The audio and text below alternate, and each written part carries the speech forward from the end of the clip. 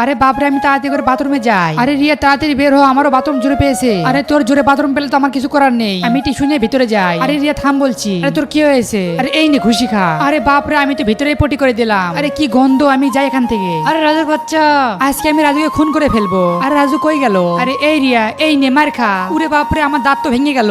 হা হা হা, দেখ কেমন লাগে বা। আরে রাজুর বাচ্চা, আমি তো প্রতিশোধ নিয়ে ছাড়বো। আরে বল্টু, এই নাও টাকা। এই টাকার বিনিময়ে এই ছেলেটাকে শেষ করে দিতে হবে। আরে তুমি কোনো চিন্তাই করো না, কাজ হয়ে যাবে। আরে রিয়ার বাচ্চা, তুই আমারে মারবি না, এই নে। আরে হায় হায়, এটা কি হলো? তাড়াতাড়ি পালাই আমি এখান থেকে। আরে দাঁড়া বলছি, দাঁড়া। আরে আমি তো ব্যথা পাচ্ছি না, আমার পিছনে তো একটা ইয়ে হয়েছিল। আরে ওয়াও, সেটা ভালো হয়ে গেছে। তার আগে তুমি যদি শয়তানকে ঘৃণা করো আর তোমার মাকে মন থেকে ভালোবেসে থাকো, তাহলে ভিডিওটিতে লাইক করে চ্যানেলটি সাবস্ক্রাইব করে দাও। আর তোমার মায়ের জন্য কমেন্ট বক্সে এই ইমোজি কমেন্ট করো। বন্ধুরা, আমি আইসক্রিম খাচ্ছিলাম, সেই সময় দাঁতে ব্যথা করে। আর তখনই আমি একটা চেয়ারে বসে পড়ি, আর বসার সময় আমার পিছনে ইয়ে হয়, আর যার কারণে সেখানে অনেক ব্যথা করে। কিন্তু রাজু আমাকে সেটা ভালো করে দিয়েছে। আরে রিয়াকে মারা আমার ঠিক হয়নি। আরে ওই তো রাজু। রাজু, আরে রিয়া আবার আমার জন্য কি আনছে? আর রাজু, এই নাও গিফট। Thank you Riya. আর রাজু, আমি তোমাকে অনেক ভালোবাসি।